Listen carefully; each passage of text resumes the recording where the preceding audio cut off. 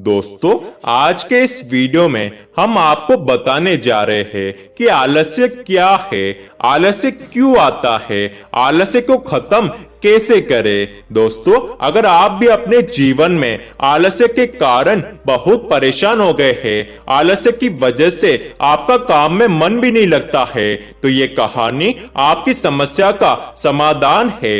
एक बार एक परेशान और निराश व्यक्ति एक बौद्ध भिक्षु के पास आता है और उनसे कहता है, हे गुरुदेव, मेरे भीतर बहुत आलस्य है, इसलिए मैं जो भी काम करना चाहता हूँ उसे कर नहीं पाता हूँ। मैं ऐसा क्या करूँ कि मेरा आलस्य दूर हो जाए। मैं अपने आलस्य से बहुत परेशान हो गया हूँ। कृपया आप मुझे कोई ऐसा रास्ता बताएं जिससे मेरा ये आलस्य दूर हो सके। हे गुरुदेव, कृपया मेरा मार्गदर्शन करें। ये सुनकर वो बौद्ध भिक्षु मुस्कुराते हुए उस व्यक्ति से पूछते हैं कि क्या तुम्हें पक्का विश्वास है कि तुम्हारे अंदर आलस्य है? वो व्यक्ति कहता है, हाँ गुरुदेव, केवल मैं ही नहीं, पूरे गांव के लोग यही कहते हैं कि मैं बहुत ही आलसी व्यक्ति हूँ। इस पर वह बौद्ध भिक्षु उस व्यक्ति से पूछते हैं कि क्या तुम्हारे पास इस बात का कोई प्रमाण है कि तुम आलसी व्यक्ति हो? वो व्यक्ति कहता है, हाँ गुरुदेव, वो प्रमाण यह है कि मैं जानता तो हूँ कि व्यायाम करना स्वास्थ्य के लिए अच्छा है, पर मैं चाहकर भी व्यायाम नहीं कर पाता हूँ क्योंकि मेरा आलस्य मुझे सुबह जल्दी उठने नहीं देता है। ये सुनकर वो बौद्ध भिक्षु कहते हैं, अच्छा, तो तुम ऐसे आलस्य से परेशान हो? वो व्यक्ति कहता है, हाँ गुरुदेव। बौद्ध भिक्षु पुनः उस व्यक्ति से कहते हैं कि क्या तुम जानते हो कि आलस्य क्या होता है? वो व्यक्ति कहता है कि मैं ये तो नहीं जानता कि आलस्य का अर्थ क्या है, पर ये जो भी है बहुत बुरा है। ये सुनकर बौद्ध भिक्षु उस व्यक्ति से कहते हैं कि सबसे पहले तो तुम ये समझो कि जो भी चीज प्राकृतिक रूप से मनुष्य के अंदर है उसका कोई न कोई उपयोग है, वह बुरा या अच्छा नहीं है। आलस्य एक भाव है, एक विचार है जिसे जाने अनजाने में हम खुद ही पैदा करते हैं। वो व्यक्ति बौद्ध भिक्षु से पूछता है, परंतु वह कैसे गुरुदेव? बौद्ध भिक्षु बताते हैं कि आलस्य पैदा होने के दो कारण है। पहला कारण है शारीरिक और दूसरा कारण है मानसिक। जब हम अपने शरीर को ऐसा भोजन देते हैं जिसके भीतर कोई जीवंतता ही नहीं है, तब हमारे शरीर के अंदर आलस्य पैदा होता है। हम शरीर को जिस तरह की ऊर्जा देते हैं यह उसी तरह का बर्ताव करता है। इसलिए हमें हमेशा सात्विक आहार का सेवन करना चाहिए। शरीर के स्तर पर हमारे भीतर आलस्य का दूसरा कारण है गलत तरह से बैठना, गलत तरह से सोना और गलत तरह से चलना। हम इस बात पर तो कभी ध्यान ही नहीं देते हैं कि हमारे बैठने, चलने और सोने की स्थिति सही है भी या नहीं। अगर तुम तथागत बुद्ध को देखो तो पाओगे कि जब वो बैठते हैं तो उनकी रीढ़ की हड्डी एकदम सीधी होती है। जब वो लेटते हैं तो उनके शरीर के किसी अंग पर कोई दबाव नहीं होता, और जब वो चलते हैं तो उनके दोनों कदमों के बीच एक तालमेल नजर आता है।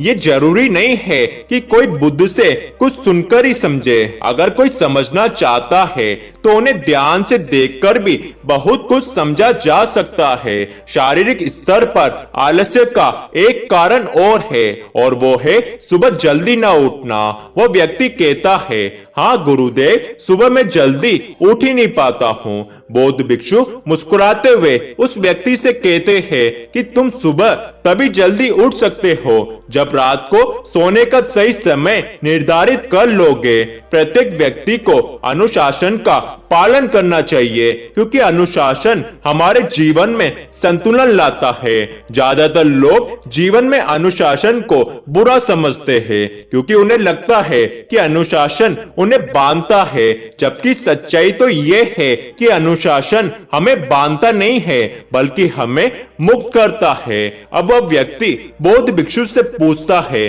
कि शुरुआत कहां से करे? सही तरह से भोजन भोजन करने से, या सही तरह से लेटने से, या सही तरह से बैठने से, या सही तरह से चलने से, या सुबह जल्दी उठने से। इस पर बौद्ध भिक्षु कहते हैं कि शुरुआत अभी से करो। तुम जो भी काम कर रहे हो उसे ध्यान से करो। पहले तुम मन के आलस्य को समझो। वैसे ज्यादातर स्थितियों में मन शरीर के कारण ही आलस्य पैदा करता है। अब बात करते हैं मानसिक आलस्य की।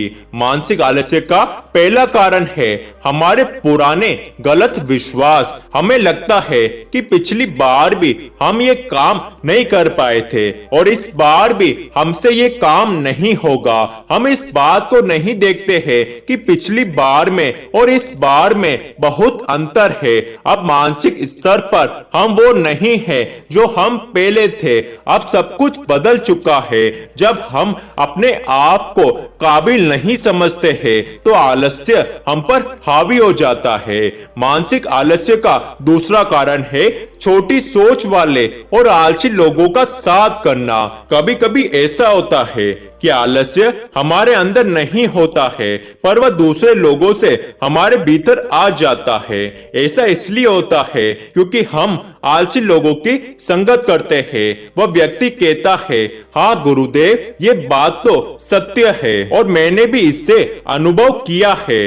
बौद्ध भिक्षु आगे कहते हैं, मानसिक आलस्य का तीसरा कारण है कि मन का स्पष्ट न होना। मान लो तुम एक वन में खो जाते हो और शाम होने वाली है। तुम्हें यह नहीं पता कि तुम्हारा घर किस दिशा में है।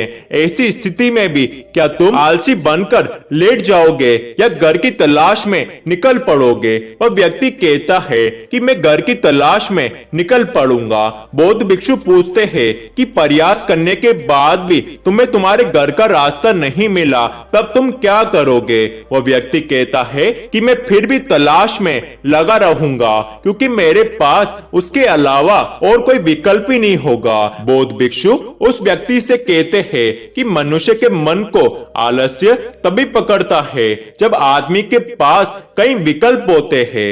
अगर किसी के पास एक ही विकल्प है तो उसका मन पूरी तरह से स्पष्ट होगा। अगर तुम अभी व्यायाम नहीं कर पाते हो तो उसका कारण है तुम्हारी नजर का स्पष्ट न होना, क्योंकि तुम अभी भविष्य में होने वाले रोगों को नहीं देख पा रहे हो। तुम अभी उन रोगों से होने वाली पीड़ा को महसूस नहीं कर पा रहे हो। मानसिक आलस्य का चौथा कारण है कि किसी काम को करने की कोई बड़ी वजह का न होना। मान लो तुम एक रास्ते से जा रहे हो और चलते चलते थक गए हो। तुम्हारा और चलने का अब मन नहीं कर रहा है, तुम्हें आलस आ रहा है। तभी तुम देखते हो कि एक शेर तुम्हारी तरफ भागा चला आ रहा है। क्या ऐसी परिस्थिति में भी तुम या तुम्हारा आलस्य तुम्हें भागने से रोक पाएगा? वो व्यक्ति कहता है, नहीं गुरुदेव। बौद्ध भिक्षु कहते हैं, तो इस बात को समझो कि आलस्य तुम्हें उसी काम को करने से रोक सकता है जिसे करने की तुम्हारे पास कोई बड़ी वजह न हो। उस व्यक्ति को बौद्ध भिक्षु की सारी बातें समझ में आ गई। अब वो व्यक्ति दोनों हाथ जोड़कर बौद्ध भिक्षु से कहता है, धन्यवाद गुरुदेव, अब मुझे आलस्य का सारा खेल समझ में आ गया है। इस पर बौद्ध भिक्षु उस व्यक्ति से कहते हैं, एक बात तुम मेरी हमेशा याद रखना, जहां स्पष्टता है या काम करने की कोई बड़ी वजह है वहां आलस्य हो ही नहीं सकता। दोस्तों, अब तो आपको समझ में आ गया होगा कि आलस्य क्या है, आलस्य क्यों आता है और आलस्य को खत्म कैसे करें। दोस्तों, आप भी अनुशासन का पालन करें, नियमित व्यायाम करें और सात्विक आहार का सेवन करें और पूरे आत्मविश्वास के साथ अपना कार्य करें।